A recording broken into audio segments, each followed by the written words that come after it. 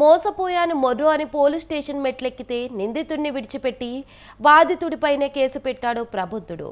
ఈ ఘటన గద్వాల జిల్లా ఐజాలో జరిగింది. Real estate bit coins share market పేరుతో ఐజా మండలానికి చెందిన వెంకటరమణ వద్ద 1,78,00,000 రూపాయలు తీసుకుని గజేందర్ గౌడ్ అనే వ్యక్తి బ్యాంకాక్ పారిపోయాడు. విదేశాలకు వెళ్లి నిందితుడిని పట్టుకొచ్చి స్థానిక పిఎస్లో అప్పగించి గజేందర్పై వెంకటరమణచారి ఫిర్యాదు చేశారు. నిందితుడితో కుమ్మక్కైన ఎస్ఐ విజయ్ కుమార్ ఇది సివిల్ కేసు అని కోర్టులోనే తేల్చుకోవాలని చెప్పాడు.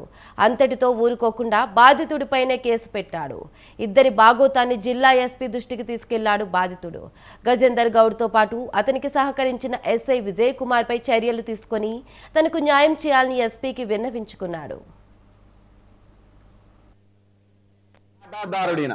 ఎందుకంటే లక్షల రూపాయలు 20 లక్షల రూపాయలు మొట్టమొదటిసారి పట్టుకున్నప్పుడు నాకు పొలం రిజిస్ట్రేషన్ అయిన తర్వాత 1 నెల తర్వాత ఇట్లా గ్రూపుల్లో వచ్చింది. రియల్ ఎస్టేట్ పేరుతో షేర్ మార్కెట్ పేరుతో లక్షల కోట్ల రూపాయలు దోసుకుంటున్నానని మీడియా మాధ్యమాల్లో వచ్చినప్పుడు ఈయన తీసుకొని స్టేషన్లో పెట్టిండు.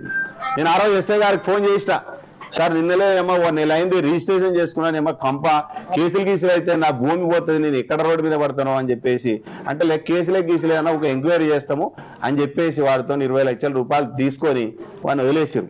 ఆ రోజు నుంచి రిలేషన్ స్టార్ట్ అయింది గజేందర్ గౌడ్కి ఎస్ఐ గారికి. ఆయన